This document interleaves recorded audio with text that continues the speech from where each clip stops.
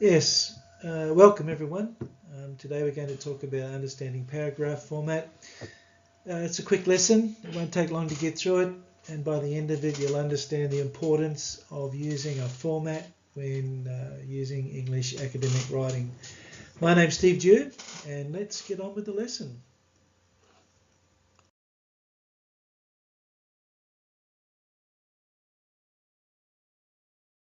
Okay, so alright then, here we talk about the paragraph formatting rules. The picture's not that clear at the moment, but we'll cover each one of these elements in more detail in the next slides.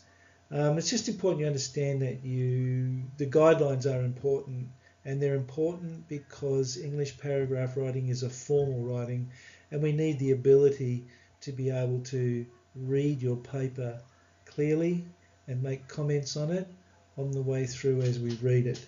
So you can see that it defines the way you write your words on paper. You must follow these guidelines. There are several of them, and you can use a computer or it can be handwritten. It's up to you, but at the end of the day, using a computer, it could be slightly different, but still the guidelines are there to be followed. Thanks. All right, so yeah, okay, this slide is actually a good slide.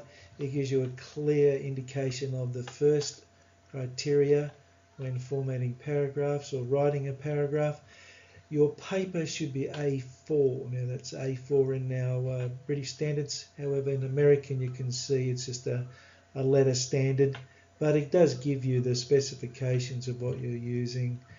So A4 paper, and if we have a look here in the middle, we can see here that this text is the size, or should be the size, of what your paper is using.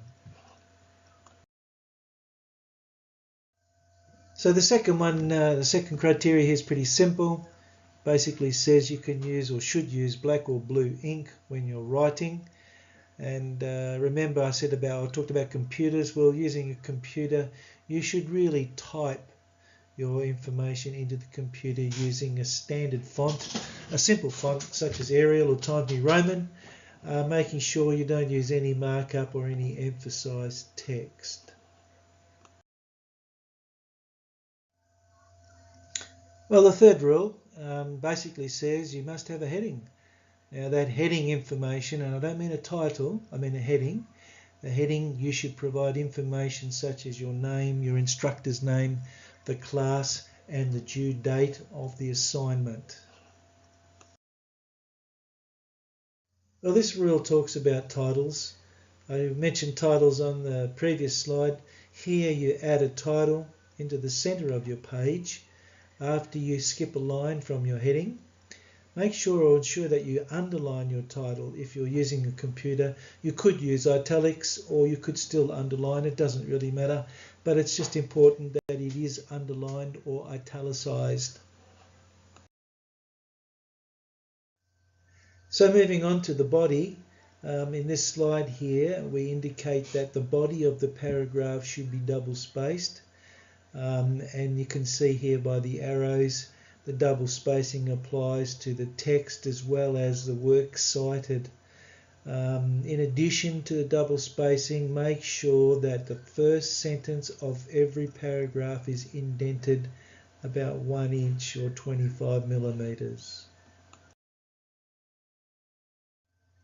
And lastly, we're going to talk about the top and bottom margins. They should be again about 1 inch or 25 millimeters.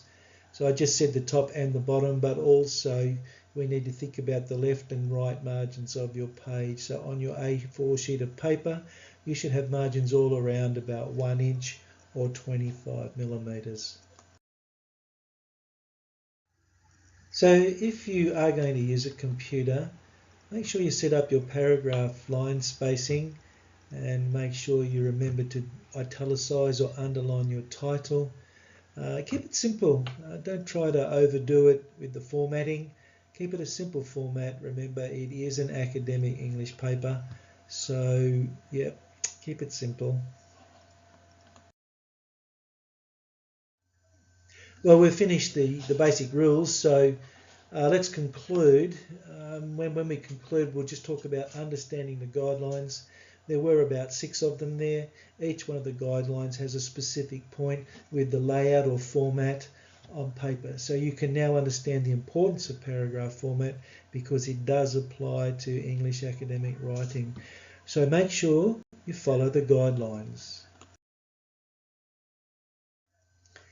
So if you enjoy our little chats here, our little lessons, how about you come along and you can join us on Facebook or Google Plus or Twitter. As well as that, I do have formal courses on my site, Academic Writing Skills Student Academy. It'd be nice to see you come along there. You can join into a forum as well as a chat session similar to Facebook. And there are free courses as well as paid courses. It'd be nice to see you there. So I hope you come along and sign up.